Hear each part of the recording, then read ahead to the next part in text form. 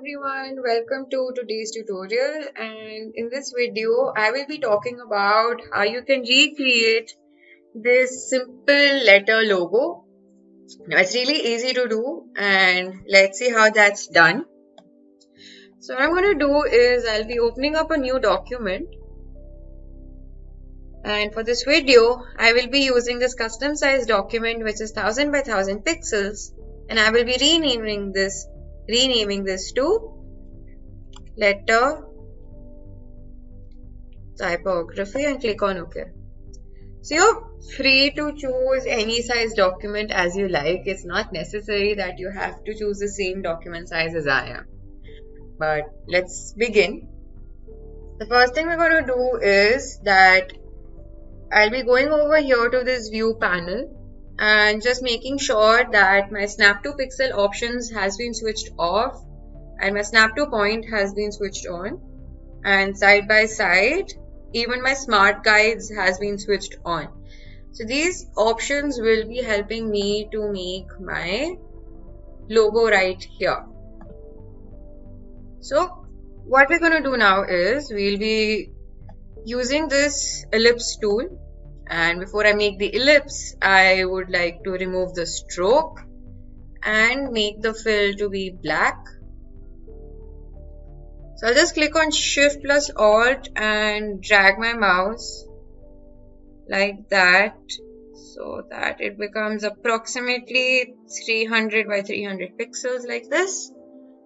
And over here in this opacity panel right here, I'll bring it down to 50% like that. So what I'm going to do is I'll be making another copy of the same circle by clicking on Alt and dragging my mouse like this and rescaling this to about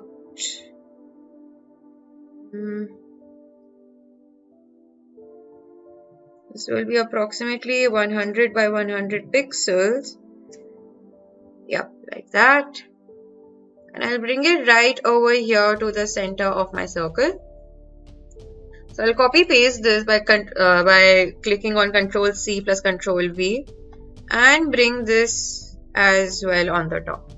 So while my second circle is still selected, I would like to just bring this, not like this. Click on Shift and just make this a little bit more bigger so that it touches the anchor point of a first bigger circle like that.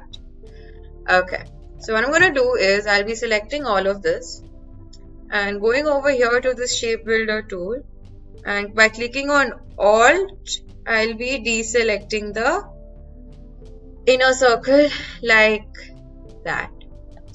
So once that's done, I'll just make sure that there is no stroke. Yep, okay. Come back here. Okay. So after this is done, the next thing we want to do is to add this line, which is like the handle of our, or like the tail of our letter, right? So I'll be going back to the shape panel right here and be choosing the rectangle tool. So over here, I'll just click and drag your mouse to make a rectangle. And I'm going to place this over here. Bring the opacity down to 50%. And with the help of the selection tool, I'll be holding on to one of these circles right here. And then just rounding the edges off like that.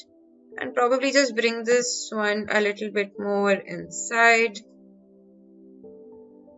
And make this a little bit more thicker probably. Or no, you can see how thick you want your tail to be, like that. Okay, now what we're going to do is that I'll be I'll be going over to my pen tool right here and just be connecting certain points like this. And then just connect it like that. Okay, so I'll select the shape we just made and select our tail with the help of the shift tool, and I'll be using the shape builder. So once these two options have been selected, we'll go over here to this pathfinder tool and click on and select the minus front option like that. So once that's done, you can go ahead and also rescale this or place it however you want. And after that, we'll select all of these, go over here to this shape builder tool again, and what I'll be doing is that I'll just be combining these shapes together like that. Zoom in on it a little like this, or no, wait, what I'm gonna do is I'll select, yeah.